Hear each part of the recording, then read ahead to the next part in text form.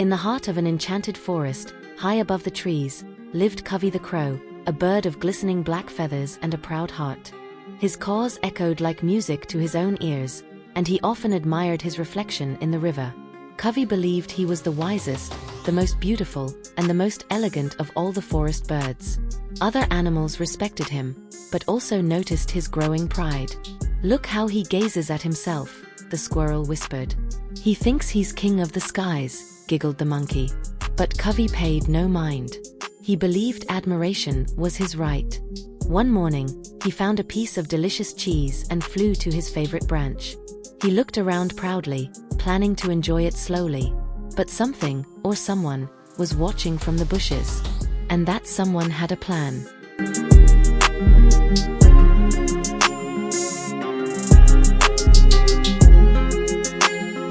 Pharaoh the fox was no ordinary forest dweller. He was clever, cunning, and had a tongue smoother than silk. He didn't hunt with claws. He hunted with compliments. And when he saw Covey with the cheese, his stomach growled. "Aha," Pharaoh whispered, "a proud bird with a prize, and pride is easy to trick." He walked slowly to the tree, putting on a face of awe. "Oh, what a majestic creature!" he exclaimed, loud enough for Covey to hear. Covey looked down, his eyes gleaming. "Such feathers! Such poise! Surely the forest has no greater beauty than you." Covey sat a little taller on the branch, and Pharaoh's trap began to unfold.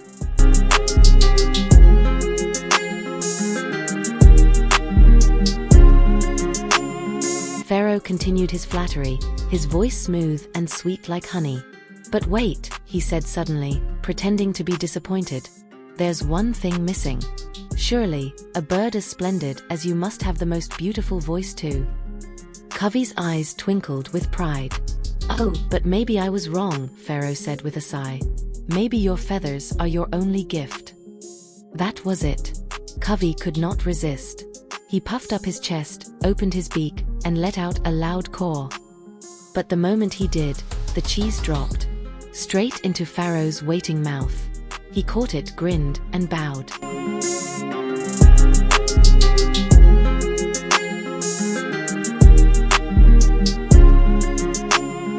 The forest went still as Covey stared in disbelief. Pharaoh winked, licking his lips. "Ah, thank you, my friend. Your voice truly is unforgettable." With that, the fox trotted away, tail swishing proudly. Covey sat frozen, shame burning hotter than the sun above. All his pride had vanished with a single lie. His beauty hadn't protected him. His voice hadn't saved him. He had been fooled, not by force, but by flattery. The sage owl, watching from afar, murmured softly, "Praise without purpose is poison, and pride is its perfect victim."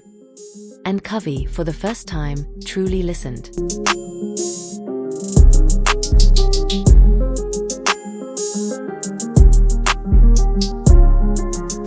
The branch that once felt like a throne now felt like a prison.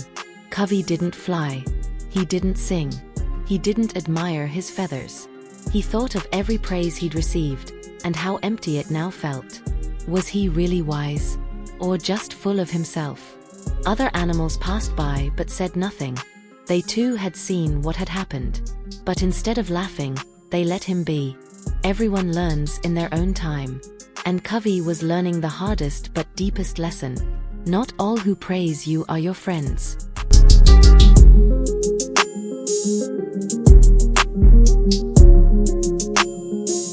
That night, the sage owl flew to Covey's branch.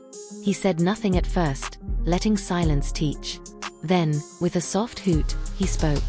"Even the brightest wings can fall if guided by empty words." Covey turned to him, his voice quiet. "I thought I was special," he said. "You are," said the owl. "But special is not spoken, it is shown. Not by pride, but by humility." Covey nodded slowly. "How do I begin again?" The owl smiled, "By listening more, boasting less, and doing good without needing applause." And with that, the old owl flew away, leaving behind a wiser crow.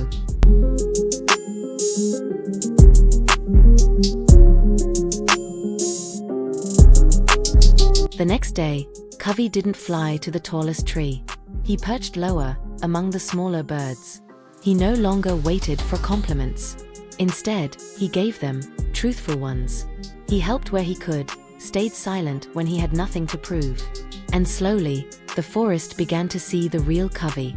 Not the proud show-off, but the friend, the helper, the wise listener. The squirrel he helped thanked him with a smile, not flattery. And Covey smiled back, not with ego but with joy. True respect had returned, but this time, it was earned.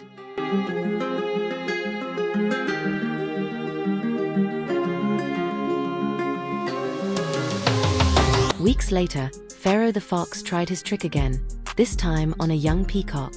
"Oh, your feathers are fire," he purred. But just as the peacock opened his beak to sing, a black shadow swept down. Covey. He landed beside them and said, "Pharaoh flatters when he wants to feast. Watch your words and your cheese." The peacock blinked, then nodded. Pharaoh growled but walked away. Covey turned to the peacock. "You are beautiful, but stay wise." And from that day, no animal was ever fooled by Pharaoh again. Not because of fear, but because of Covey's wisdom. Flattery had met its match.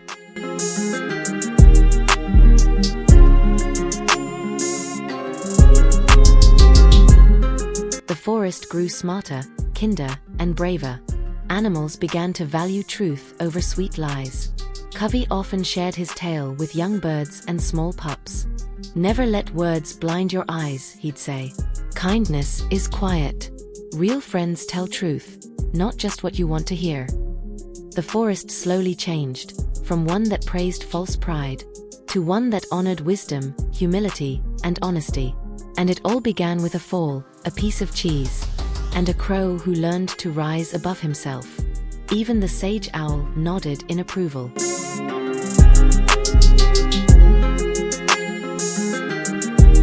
Covey flew once more across the forest skies, but this time, not for admiration.